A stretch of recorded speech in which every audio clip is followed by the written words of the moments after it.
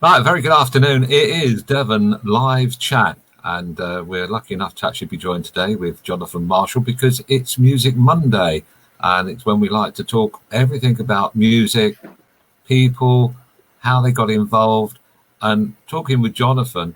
First off, welcome to the chat. 8 years Thank you. old is when was that the age when you started? We started playing guitar at the age of 8. It was a funny year when, well, I'm thinking it's 1976. It was the hot, you'll remember this. It was that baking hot summer, the drought of 76. And I was 8. And my brother David, who's 4 years older than me, got a guitar and he started playing and having lessons. And I wanted to play guitar because he was my big brother. So I used to copy what he did. So he was having lessons and I was literally watching him and then going into my bedroom and practicing, trying to copy what my brother did. So that's really when I started. It's a heck of a long, long time ago. It's nice actually to try and copy big brothers. I must admit, actually, my brother is older than me, and there ain't that many people older than me these days. He played bass guitar, and of course, mother and father said, "Right, get guitars." And I think I must have been not a lot different from your age of 8. I was given this guitar and trying to get my hands around it, the Exactly, I frets. remember. And I had all sorts of problems. That the point is, I put it down and went, I can't do this. My hands don't reach round the neck. I can't hold the frets down. And then that's when I became a drummer. I thought it was a lot easier because it doesn't matter what size you are. You can make a real load of noise before you learn how to do it. Neighbours hated it, but got there in the end. So, it's funny you should say that. I've got 2 children. I've got a son who's 10 years old and another son who's 16. Now, the 10-year-old, he's a drummer. He lives not too far from Barnstable. He's in Gun. And I desperately wanted to teach him to play guitar, but exactly what you just said, his hands were not big enough to get around the neck. And so he said, I want to be a drummer. And he's actually a very, very good drummer, natural. But I think that as he gets older, he'll probably come back to guitar because he wants to do it. It's just too difficult for him at the moment, I think the only thing I actually learned on a guitar was when in the band I was in at the time, we used to do a bit where everybody would change instruments just because it looked pretty good on stage. Then I got up, I started playing bass guitar, and it's just the easy riff. Do do do do do do do do do. That was it. And you just do it over and over and over again. And then, like, the person on the keyboard would then go on to guitar. The singer would then go on to, and we just rotate round for one song. I think to prove that we were an accomplished set of musicians, but we wasn't really. But there you go. So let's move on then. From 8 years old, when was it you first started to think, do you know what, I can write music as well? Because music comes as something of experience, isn't it? You lean back on your experiences and things like that. Let's talk about the first song that you wrote. How did that come about? Probably like every teenage lad, I wanted to be the cool guy in the band who was up the front getting all the girls. That's the truth of it. And I don't think there's too many frontmen who wouldn't agree that is a big part of being in a band because it's glamorous. And so all through me teens at school, and then when we moved down to Cornwall, we came down here, or Devon, 1988. I'd always played in bands and stuff, and I'd just done other people's songs. I was mad on the Police; they were my sort of favourite band at the time, and it was around about when I was working at the Milky Way, which you'll probably remember. I was the Falconer there for many years, and so that would be in the early 90s, and I think when you're just playing guitar, you come up with, you think, oh, that's interesting. See where that goes. So my first album I did, it was called The Peregrine. And it's so, as the name suggests, it was about what I did, falcons and stuff. But there was a girl called, I'm sure she wouldn't mind me saying, she was called Demetra Saltmarsh. And I was absolutely potty on Demi, she was called. We used to call her Demi. And so we had a breakup and I wrote a song about how heartbroken I was. And that was really probably the first song that I ever wrote that was a finished song. And it went on from that, and I wrote another 10. So I had an album. And so I ended up recording it. The screen has changed. I don't know whether that means I've been cut off, but anyway, I'll keep going. I thought we'd have a closer look at you, Oh, right. and look at the surround and the pictures on the wall and stuff like that. Yeah, I can do things like that. Anyway, meanwhile, back to the story. So that was it. So I recorded this, I think that was in 1994. I did that album with a guy called Andy Esau. I don't know if Andy's still around. He was based in Bideford at the time, and he had a recording studio. And it wasn't digital, it was all tapes, So I went into his house every night for months recording, because I did all the backing on, I did all the drums and the keyboards and everything. And we recorded this album called The Peregrine. And I started to sell it. And, over the years, it's quite a long time, since then, it was 20 odd years ago, I've sold thousands of copies. I still sell them. Even today, I've still got them in my little office, copies of The Peregrine. And that was it, really. So, yeah, it was just a creative thing that happened. If you're a creative person and you're coming up with ideas and you want to share it, it's natural, isn't it, that you're going to start writing something?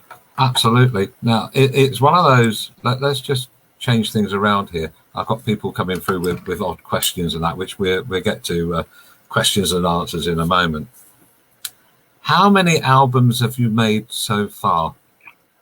I've done 5 official albums, but I did one when I was on tour with Elkie Brooks, which was about 18 years ago maybe. And what it was is that, I don't know if you know Trevor Jordan, Elkie's husband, who's a great friend. He said to me when we met and we were discussing me going on tour, he said, "I'll tell you what we'll do, John Boy, we'll record an album and you can flog them on the tour, and that's how you make your money." So I said, great. So Jay, who's Elkie and Trevor's son, who's a great guy, Jay Jordan, me and him got a recording studio up at Woody Bay, and we recorded an album called Everybody Said. And it was purely for that Elkie Brooks tour. And I had a few songs anyway, and I sort of quickly did a couple more, and we made a little album. And I've still got a couple of copies of that, actually. But that was great. It was to record with Jay and Trevor and have Elkie there as well, giving it the thumbs up or not. Oh, what a great experience, for me.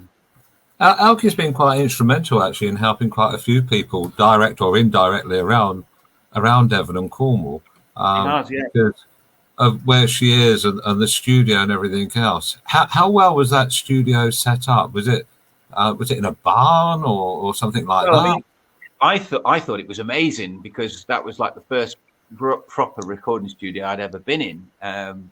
Since then, things have progressed, because we're going back almost 20 years. But they had a beautiful house. I don't know if you ever went there up at Woody Bay. It was a beautiful house, and Trevor and Jay had built this amazing studio. And of course, you go in, there was a little hospitality area and all Elkie's gold discs on the wall, and I felt like this was really big time. And also Jay was, at that time, he was doing digital recording. So prior to that, I'd never done anything digital before. It'd all been tapes. And Jay himself, I don't know how well you know him, but he's a very, very good musician. Obviously, he's a producer, he's a great guitarist, and he's just got a really good ear. He's just got a really good ear for sounds and for editing. So I went into the studio over a period, I can't remember how long it was now, a couple of weeks. We got my mate Russ from Australia, who is an English lad, but he lives in Australia. We got him over from Australia because he played bass. He came on the tour with me. And we just put this album down in about a couple of weeks. So from my point of view, it was amazing to be surrounded by all these professionals, because I was just the guy who flew falcons at the Milky Way, who, dabbled in music a bit. So yeah, it was really, really exciting. So did you ever go and perform and make any music at the Aerial? Because that was pretty up and coming around about the same time. And a very good afternoon also to Damien, who's just joined us from Edinburgh. So hi, hello. Damien. I'm sure you've got some questions in a moment. So the Aerial, did you ever record that? I did, because after the Elkie tour, I got a little trio together. And again, you'll probably know these guys: Ed Newton, bass player, brilliant bass player, and Fraser Knapp, Fraz. And they were connected somehow to the studio up at the aerial there. So we went up there and we recorded some songs for a band that we had called, what the hell were we called? I can't even remember our name, to be honest with you. Whatever we were called at the time. And we recorded a load of stuff. And also a guy called Martin Greenley, he's a Scouser, keyboard player, great keyboard player, Martin. So we went up there quite a lot. Yeah, that would be 18 years ago, somewhere around about there. We recorded some stuff, which I've probably got kicking around in a drawer somewhere. So how many bands actually have you performed with as either guitarist or singer or whatever? Because your musical career is somewhat varied, isn't it? It's like I've seen a lot of the videos because you're very much involved in bird world, horses, even to the point in going a microlight. Which we'll talk about in a moment. I think anybody can go up as a passenger in a microlight without being a pilot and trying to make sure that an eagle is going to take off without hitting the fan at the back. I think that's pretty brave. Well, brave and stupid, I suppose. Yeah. But we'll talk about that in a moment. So how many bands have you been associated with, if off the top of your head, if you can remember? Do you know what? If you go back to like when I was at school, my first band, I suppose you could probably say between 10 and 20 bands. I can't honestly remember because I'm sure, being a musician yourself, bands change over the years, and somebody can't play or they get married and then that's the end of them. So different people come and go in bands. But I would say what I've always tried to do is make my career, make my living from the things that I love. So being a falconer and training horses is a passion. Music has always been a passion. And so I've always tried to avoid having a real job and try to make me living from the things that I love. And so being a bit of a show off as well helps. I didn't want to be in the background, sort of playing bass or doing something. I always wanted to be at the front because I'm not the best singer in the world. I'm not the best guitarist in the world. But the one thing I can do is perform. I'm quite a good front man because I'm full of confidence. And, you can have an amazing band who the front man is as dull as dishwater and you lose interest. And you can have the opposite. You can have somebody who's not that great, but a really good presenter. And that makes the difference between, when you can see them live.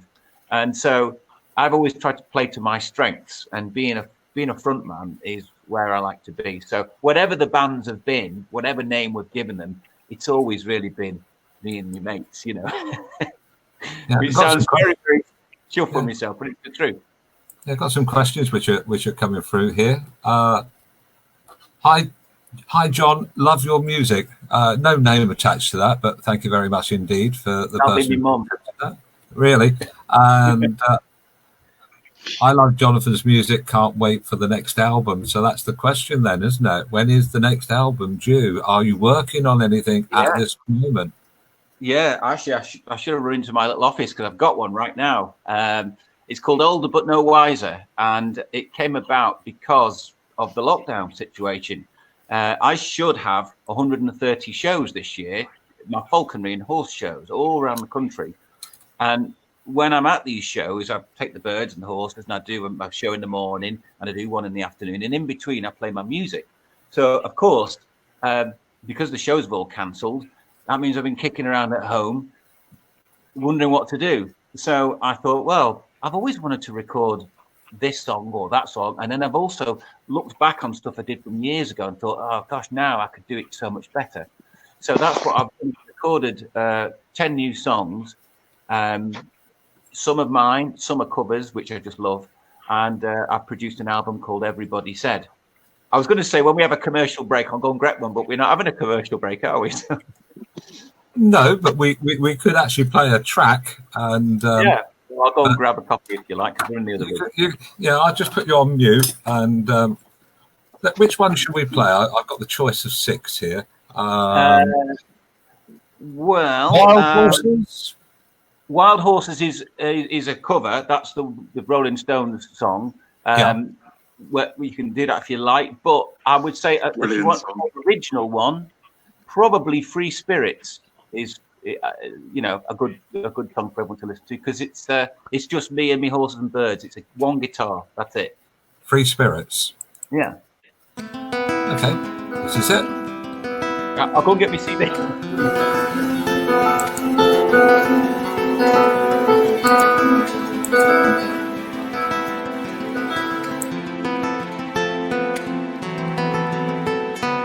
Free spirits running all through my mind.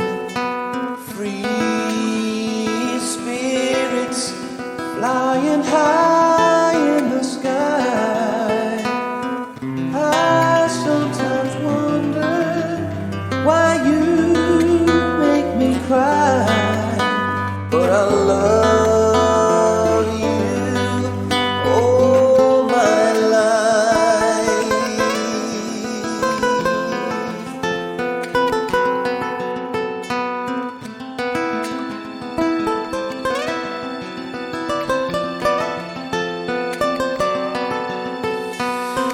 I often wonder just where would I be without your beauty and your majesty. Through all my troubles, you carry me, and I love you all my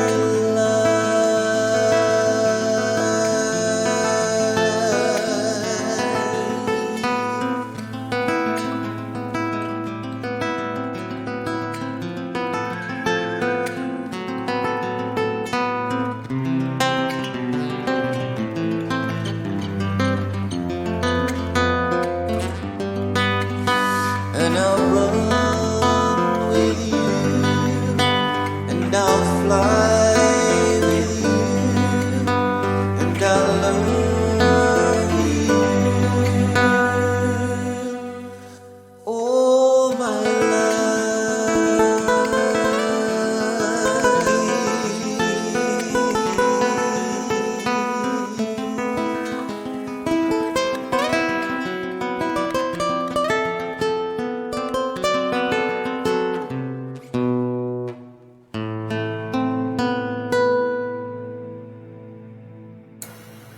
That's beautiful. That really is something rather special, isn't it? Thank you very much. And we're getting a few messages in. Some we'll be putting on, and others we won't, because this is about you and your music, and nothing else as what goes on in your life in the background.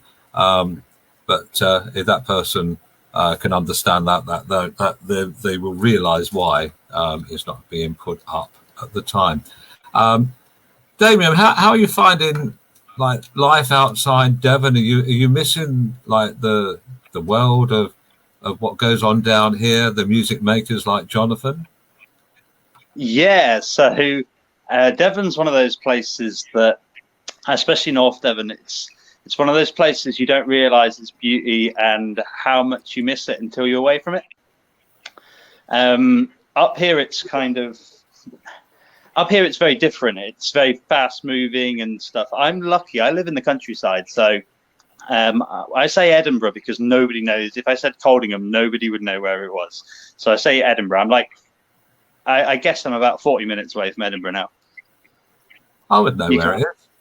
But then again, my son lives in Edinburgh, so I know the ins and outs whereabouts. But then that's pretty unusual. So music. How much live music was in and around where you are and in the city centre? Because at the moment, the likes of Jonathan and everybody else really can't get out to play live, which is a downer, really. Was there a big live music following in that part of the UK? Yeah, it's massive up here. It's enormous, and especially like during the Fringe, which isn't happening this year, but happens every summer. The Edinburgh Fringe itself just brings musicians and all artists, literally from all over the world, and those local still get enough gigs. There's always pubs you can go to with live music, and I work on all the holiday parks, and they're always getting live bands in, and I'm seeing more live bands here than I'm seeing any other sort of act. Wow, that's pretty good going, isn't it? And of course, you're involved in community radio as well, aren't you? Not anymore. Not at the moment. No, I moved, so I was like too far away from the station, and it was on a voluntary basis. It wasn't a paid basis. It was run as a charity. I did it for something to do, if I'm honest. So I enjoyed it. I did enjoy it, but I'm not involved in it anymore. Right, Jonathan. We touched on, apart from your music career, doing other shows, horses, and things like that. Because I've noticed actually on some of the videos, and by the way, if anybody wants to click on our page on Facebook page, there are some videos which you put on there. But also, if you go to YouTube and then put Jonathan Marshall in, you will see an array of things. Those horses are brilliant. The birds are phenomenal. How did you come about becoming a falconry? How did you come about getting involved with horses? Yeah, well, funnily enough, we had this chat with a guy the other day, a very nice guy who's connected very much to the horsey and stunt world, whose name's just gone out of my head for a minute. But anyway, he asked me the same question. I was brought up with horses, thanks to my mum. She's a horse mad young woman, and obviously when I came along, I was with my mum and going out and mucking out and being around horses. So I was brought up with it, and I never really thought anything of it because it was just natural for me to be around horses. I was always very comfortable around horses. I had a kind of natural feel for it. And it wasn't until I got to 8 years old that suddenly I discovered falcons. And this is why I was saying to you earlier, it's a funny year, 1976, because that's when I first saw the golden eagle at Grisdale Forest, and that got me into falconry. I was an apprentice for about 6 or 8 years, and then I got my first job at Windsor Safari Park as a falconer. And then, of course, as you know, I ended up setting up the Bird of Prey Centre at the Milky Way in the early 90s, having worked at the Hawk Conservancy. And I left the Milky Way, not because I didn't like it. I loved it. It was a fantastic time in my life. But I felt as though I wanted to do other stuff. And, you know, I could have stayed there for the rest of my life just at the Milky Way, but I wanted to do other things. That included traveling, hang gliding with golden eagles, skydiving with peregrine falcons. And also I wanted to introduce my horses and my horsemanship to the shows. So I went and lived in Spain for the winter, and I thought, if I'm going to do this, I want to do it absolutely brilliantly, you know, to the best of my ability. So I thought the Spanish horses are the most dramatic. They've got beautiful manes and long necks and a muscular body. They're beautiful horses. So I went and lived with a gypsy family. They're called gitanos, these gypsies, and everything in their life is either connected to horses, flamenco music, or drinking, basically. So I fitted right in. And I had a wonderful winter, and playing flamenco every night. I learned a lot of Spanish guitar with these guys, which they incidentally loved. I was playing Bon Jovi and rock, AC/DC, all that kind of stuff. And they didn't know anything about that. And they thought it was brilliant.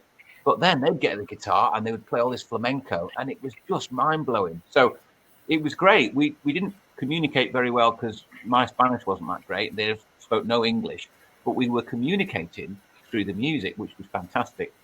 Anyway, then I introduced the horses into my show, and it became very, very popular. And that's why I came up with this idea for free spirits. I think most musicians, creative people, the very fact that we are creative shows that we've got a sort of free-spirited something, quality about us. And this is the same for artists and poets and anybody who's creative. And my grandma always said, "Oh, you're a free spirit, you are, Jonathan." And I used to, what's she talking about? But I realised now I'm older, I'm 52 this year, that I am a free spirit. I didn't want to just be confined to a 9-to-5 job and, you know, a mortgage, you know, all the normal things. I wanted to explore and do things and be creative. So bringing the horses into my show made my show much more than just a falconry show or just a horse show. It was about a spiritual experience, really. I know it sounds dramatic, but I introduced music into the show, and it became something, and it is something now, even though I'm not performing because of the coronavirus. it's about trying to evoke an emotion in the audience, and using the falcons, the horses, and music takes people to a different place in their head, and it allows people to just think about their existence in a different way. Because when you see a falcon fly off miles into the distance, and then it comes back and then flies through the horse's legs, and it's all done like a ballet to music, it's incredibly beautiful. And people get very, very emotionally involved. I do. Often I end up feeling very tearful during my displays. So that's really how it all came about. It evolved in its own way. It's not one of those sort of things like, a musician says, okay, we've got a show to do. There's 4 of you, and you put your guitar or whatever and your amplification into the back of a van or a car. Yeah. You've got to go and take horses, birds, and your equipment as well. This is not an easy thing to do, is it? It must take quite a lot of effort working out the whole structure of how you're going to get from A to B. Absolutely, hugely. And unfortunately, Martin, I'm a bit of a control freak, so I'm probably an absolute nightmare to work with. And that's because I practice and rehearse and rehearse and rehearse all the time, because I want it to be perfect. When you're doing live performances, it's difficult enough when you're in a band and you've got a lighting guy and a sound guy and other musicians. That's difficult because there's so many different elements to getting the show absolutely right. But when you're working with horses and falcons that don't speak your language, and you're relying them to do exactly what you want them to do at a specific time, because it's all done to music, there's a heck of a lot of stress. People don't realize this. They just see our bloke on a horse and a falcon flying back. They don't realize that there is a heck of a lot of background work that goes in. And like you quite rightly said, just getting the horses from, say, here to Norfolk, I did loads of shows at Sandringham last year, for the royal family and stuff like that. Well, that in itself, I'd leave home on a Thursday. The show wouldn't be till Saturday. So I'd have a day to get there and set up, and then a rehearsal.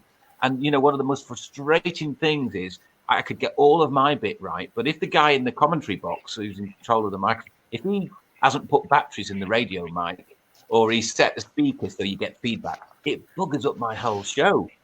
And of course, they don't know that I've had all the other stuff to do. So it has happened where I've done a show, something's gone wrong, it's not been my fault, and I've been a bit of a diva. I've gone, for God's sake, all you had to do was put microphone batteries in, and you couldn't get that right. So I can come across as being a bit of a grumpy person. I understand that. I'm the first to admit it. But when it goes right, which is 99% of the time, and nothing goes wrong, and the weather's lovely, and there's thousands of people watching, honestly, it's the best feeling in the world, because all that effort is worth every second, Absolutely, totally. And I think a lot of professional people, like Loki knows this from first-hand experience. While I'm setting up my show and up to the time before I start, I must appear to be one of the most grumpiest, horrible people in the world. And those people around me know exactly it's the pre-show stuff, and to give me that little bit of space, because I need something here and I want something else there. And if it's not in the right place, it won't work, it won't flow. And I suppose with yourself, if I'm going to go and work in Norfolk, or like where Damien is, I used to go up to Scotland on a regular basis twice a year, go up to Turnhouse, onto Dundee, all the way around the Highlands. If I was going there, it's just me and the guys to get from A to B. And if we had to stop for something to eat. But when you've got distance involved and you've got livestock involved, that then must become an absolute nightmare, logistics of getting it there. So how long does it take in the planning? I presume that if you go to Norfolk several times in a season, then what you've done, you just repeat. But do you have to sit and plan a lot of this? Oh, mate, you wouldn't believe it. You really do. And not only that, there's also... if you're traveling through the summer, and you've got a lorry with horses in it, and it's baking hot weather, and the traffic's a nightmare, which it often is around the M25. So I always drive through the night. I used to drive during the day, but I just got so fed up with it. I'd rather leave Devon or Cornwall at sort of 10 o'clock in the evening and drive all the way through the night and get there at, say, 7 in the morning, because I'm far less likely to encounter hot weather, idiots on the road, don't mean idiots, but you know what I mean, traffic. But of course, that means you get there, you're like, this absolutely knackered. So sometimes I'd be getting back to Cornwall at 5 in the morning on a Monday morning, and I'd be absolutely knackered. And I'd put the horses in the field, put the falcons in the mews. I'd crawl in the back of my lorry because I'd like living area in it, and I'd just crash out and not wake up till 5 o'clock the next day, which is sort of nice. I'd have 2 or 3 days off then, and then on the Thursday off, I'd go to another show. So there's loads and loads of planning as well involved in the show. And this is the bit that people don't see. My brother James, actually, who's a thatcher, said to me only 2 or 3 weeks ago, he's working, got on the roofs and stuff, and he said, "Oh, all you do is ponce around on a horse. Ponce. If that is the last tiny bit, the poncing about on the horse is like 0.5% of what you do. The other 99.5% is all the messing around to get it to that point. But people don't realise you do. So, and I don't expect them to either. You know, you go and see a show. I went to see Billy Joel last year. He was fantastic. I was there for 2 hours, but I mean, all the prep that he had to get to Wembley and all his musicians and everything else. But you don't think about that. You just think, well, I've paid 100 quid for a ticket. Let's have a good show. That's all you think of. Oh, the times I know for entertainers like yourself, like what I do, what the public sees is just the finished article. Yeah. They don't notice that. Oh, by the way, you've got X amount of miles to do. It's not the cleanest jobs in the world, because you have one set of clothes for setting up, then you have another set of clothes for your stage use and everything else. And when it's all over, it's not all over. They've gone home. You've still got to break it down. You've got to pack it up. You've still got to get on. It doesn't matter whatever you do. A lot of people don't realise that in the entertainment world, music, magic, horses, folk, whatever, it's getting there. It's setting it up. It's doing it. It's afterwards as well. Anybody thinks that we have big parties and everything else. Yeah. I watched the film on Channel 5, Mr. Bean, and him driving down the road in a Mini with matchsticks holding his eyes open brought back so many memories of late nights driving when you've worked all day, you've worked all night, and you've still got another 200 or 300 miles before you get home. You start off with the yawn, you then open the window, you get some fresh air, you put the radio on, and still you're trying to nod off. But then you've got to think of everybody around you. For you, your birds, your horses, anybody who's with you. You've got to take into account other road users as well. And that really did sum it up, with him having like 5 or 6 matchsticks holding his eyes open. And I thought, do you know what? That is so real. Now, we've had a few things come in here. Somebody from Facebook said, you sent me your last album, and I love it. That comes from Lynn Charles. Thank you very much indeed for that. What else have we got? Another one from her as well. Already sent you the album. Your horses are amazing. Love watching your awesome displays. My Bird of Prey days was fabulous, and one what I'll never forget. And that came from Liz Green. I've actually seen the photographs of that, and huge, great eagle. Sam, Golden Eagle. I remember that. Yeah. Hello, Liz. By the way, she's always been a good supporter. Then do you know what, Martin? A bit like yourself, you know, you're a well-known person. I've known you years because of your work around the North Devon area. And, you know, all the stuff you were just talking about, the late nights, and going and getting an horrible old stale sandwich at 3 a.m. from a roadside cafe or whatever it is. Those are the bits that you think, when you get feedback from people, and you'll have had this as well, because how many times have you DJ'd at parties or wherever, in special occasions for people, and they'll remember that for the rest of their lives. And I always think that about what I do. And no matter how tired I am, I always think, well, I could be doing some boring job, stacking shelves in a supermarket or doing something that I hate. I feel very, very lucky that I get to do what I do, and that people who've been on an experience and flown my Golden Eagle or seen my show or bought my album or whatever it might happen to be, to them, it actually really has been something that they remember and will remember for all of their lives. And that is, I feel incredibly lucky. I'm sure you feel the same. Anybody who's a performer, if you make some sort of impression on a person, what an amazing gift that is. That's what it's all about at the end of the day. If somebody there has a memory, it might be their wedding, it might be a special occasion. The emphasis is then got to be on the entertainer to deliver that memory. And if you can deliver that memory, that's great. And as you say, at the end of it, packing it all up, maybe stopping somewhere for a bite to eat because you need to wake up. At that moment in time, you don't really reflect back on what you've gone through for the day. Yeah. But then when you get someone come up to you and go, I saw you at such and such a place, and what a fantastic time we had.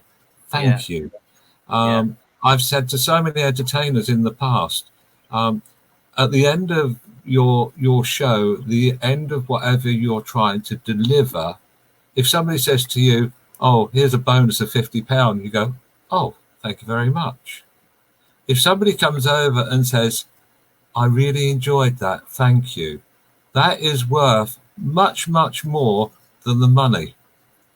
Just the fact that although the money's quite nice too. I remember you just reminded me never to tip you then, Martin. I think most people never tip me anyway, but that's one of those things. But Damon, have you ever found that whenever you've been doing things that if somebody says thank you, it means an awful lot? So I'm a magician, so I gig, well, at the moment I'm not gigging at all, but I gig loads, and do you know what, it does mean a lot, because sometimes you can have that rough journey there, and sometimes the gig might not go so well. You might not get the reactions you were perhaps expecting, and you can feel a bit of a downer, and then somebody comes over and says thank you, and that does make that journey home a lot easier. Do you know what I mean? And you'll be driving along and you'll stop at McDonald's at 1 o'clock in the morning, and you might open your phone quick and you'll see a review that somebody's put up, or a photo or a video of them having a great time, and just seeing that, it makes it totally worthwhile. How are you finding like the social media platform as far as your work is concerned, Jonathan? Are you finding that it's one of those things, as a lot of performers actually, where they will say at some point, don't forget to have a look at my Facebook page or my Twitter account and press like. Are you into that sort of thing? Are you finding that? Very much so, Martin. Actually, I didn't really do social media for years. And then about 4 years ago, someone said, Facebook is a brilliant shop window for people like you, because you can build up a following. And I thought, really? Well, because I was a dinosaur, I wasn't really into all that social media. But anyway, I started to do it, and I found that I've got about 5,000 followers. And so, in fact, you get to 5,000 and they don't allow any more because you've reached your allotted amount. So it's a shame, really, because by now I would have had a lot more. But so I do videos all the time. If people want to have a look on my Facebook page, Jonathan Marshall Show, it's public, so anyone can see it. I've got videos of the birds flying. I've got videos of like music that I've done. But also I do this thing called Jonty's Road Trip, because there's a lot of people who are stuck indoors, a lot of people who are elderly who can't get out, a lot of people who are stuck in situations. Imagine if you're in Birmingham or Liverpool in a blooming horrible high-rise flat. I'm here in Cornwall, beautiful. So I go out for a drive and I take my phone and I film the scenery and I show them, the wildlife, or I take one of my falcons and I do like a little 10, 15 minute Jonty's road trip, and I invite my audience to come along with me, and then they get to see where I've been and what I've done. And a lot of people, you'd be amazed how many people send me messages to say, I really look forward to that, because I can't do it. I'm too old now. I can't get out, or I live in a built-up area, and they feel like they've been with me on a day to the beach. And that's such a really nice thing to do. And it's easy. From my point of view, it's easy. All I got to do is stick my phone in the air and chat and just say a little bit of narration. I only did one last night, actually. I went to Clovelly. I posted it this morning. And people can see what's going on. So it's a great way of staying in touch with, your audience, but also for people who can't get out, they feel like they're part of something. So I think it's fantastic. Now, there's something which Loki's put up there, actually. JonathanMarshallShows.com if you want to find out more. Or you can nip across onto YouTube, which I have done. Just put Jonathan Marshall in, or Jonathan Marshall Music, and there will be loads and loads of things there which will appear. Another thing which is coming, can you give a link to us to purchase your new album, please, John? That comes from Liz. So maybe we will do that. If you say what the link is, I'm sure that Loki will type that up and we'll put it up on screen. That's the new album. I'll just show you because there's a brilliant picture. Can you see that there? That's a young me and an old me, thanks to modern technology. I don't know how they do these things, but anyway, this is older but no wiser, as you can see. That's the album, and you can get this straight from my website. Just go to Jonathan Marshall Shows and then click on music. And you can order it there, and you can you could either download it as individual MP3s, or you can buy it and I just send it to you in the post. So that's it. And of course, there's one on the back. I recorded a lot of this while I was in America over the winter. I was working in the States, and went to Nashville, played in Nashville, which was fantastic, and met Tommy Emmanuel and Richard Marks. Met Richard Marks, played some music with him, which was a brilliant experience. So some of this was recorded over in the States, but some of it was also done over here. So there you go. Anyway, I was going to touch on that. You know, you were talking about road trips, and I know that you've been to America. How did that come about?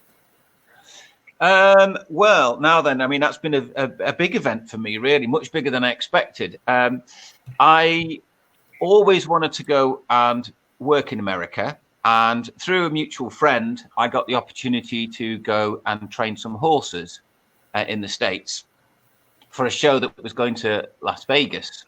So, I mean, Martin, if I was to tell you about what happened, you would think I was making it up because it just sounds so unbelievable, but it's just what happened. So anyway, I went to Ocala first in Florida. I trained a couple of horses there. I met a very beautiful girl who is a model, but also an international dressage rider. She's an American champion, 3-time American gold medal champion. And we just got on so well. And we actually recorded a video for Wild Horses, funnily enough.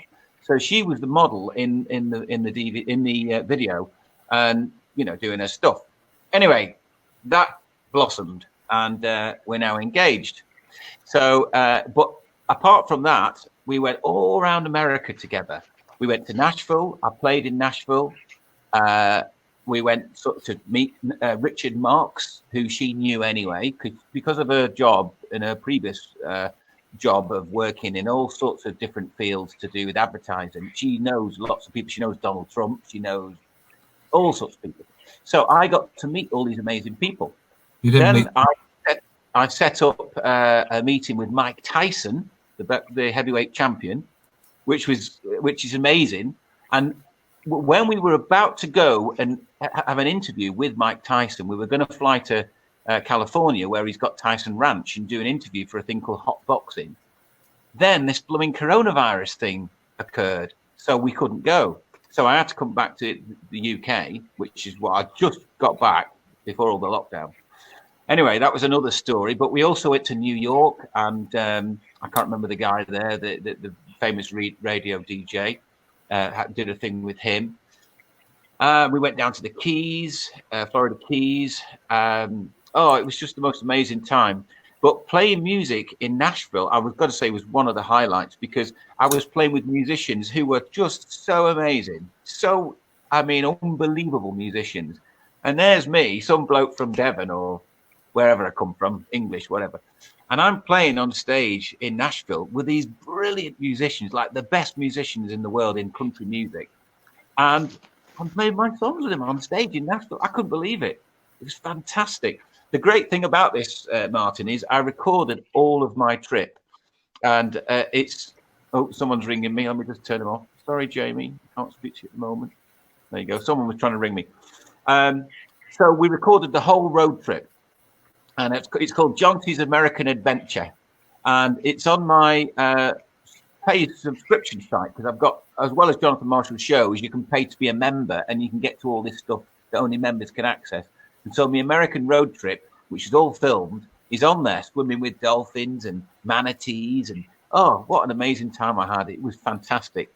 So I'm waiting at the moment for lockdown to lift, because I'm supposed to be going back to the States. As soon as we can fly, we're going to go back to America and continue with a load of work which we've got out there, which is really exciting. So, but of course, we're stuck in Cornwall at the moment. The worst places to be stuck, right? But, you know, yeah.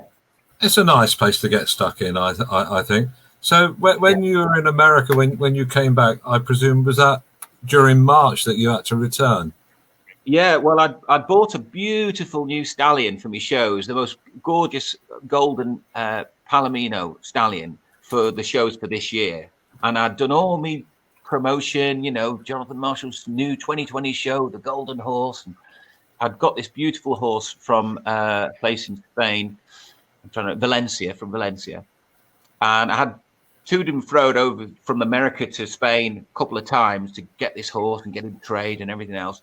Got him back to, just literally in time before the lockdown, and then everything cancelled. So the shows all just stopped like that. So of course I'd invested a lot of money in this new horse and a new show and new equipment and everything.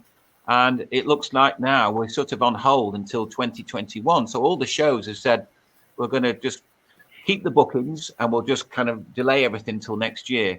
So this lovely horse is called El Sobrano, which is a beautiful horse. He was totally redundant over here. So he's now gone back to Spain, to my friend in Spain, where I got him from, because he's now going to do some work out there. There's lots of what they call farrier shows and stuff he'll take part in. And we'll have to reconvene again in March of 2021 and just, you know, forget this year, which is such a shame. But it has actually presented other opportunities, which what the most exciting one is traveling around the States in a great big RV, massive, great big American motorhome thing, which I don't think I'm actually allowed to tell everybody at the moment, but it's going to be dead exciting. So as soon as this lockdown lifts, I'm back out to the States. We're going to Montana and the Rockies and all these different places we've got. It's to connect to horses, and it's also connected to my road trips that I do, and music as well, because I'm going to be playing it all the time I'm out there, you know. And hopefully I'll get to see Mike Tyson. And the other person which I was going to go and stay with is a guy called Monty Roberts. And Monty Roberts, who you may not know, but he's a world famous, incredible horse trainer.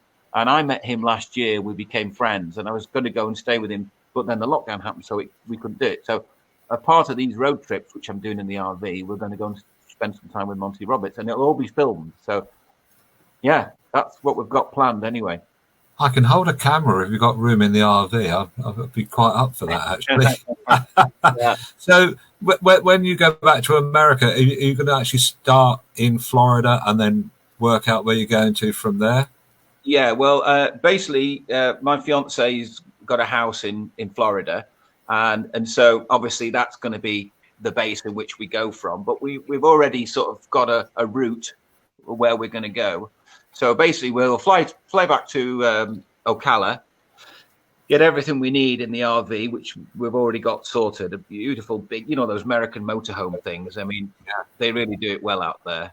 It's talk about its luxury. It's got a bar in it. I mean, even when I was on tour with Elkie and I did a thing with Whitesnake. You remember the band Whitesnake? And they had these big transporters. I thought they were good, but the American ones, Martin, you could live in them like a king, you know. So anyway, we've got one of those, which has been we've got sponsored for that, so that's going to be good. It's not costing us anything, and we're going to go all around the States and do this road trip. I've probably said too much. I'll get in trouble in a minute because we haven't done all the promo for it. We've recorded it, but we've not released it yet because all this has happened, Martin. It was going to happen anyway. We were going to wait till the winter, but because the shows have all cancelled, we thought, well, why wait? Let's just crack on with it now, and we'll go and do it early, which means we'll be able to enjoy it rather than rushing it. So. I would have thought so, because like the Rockies in the winter can be a bit snowbound. In the summer and the fall, as they would call it, a little bit easier to get around. And I suppose starting from Florida, then you've got to go north up around the Panhandle and then go round. A lot of people don't realise actually the size of America. And I think the easiest way to explain it is Florida is about the size of England. Yeah. And that's roughly, the size of it. And it's amazing. Now, Kathy Edwards has just put something on, and it says, I saw a couple of your shows at Salt and Sands Hotel last summer.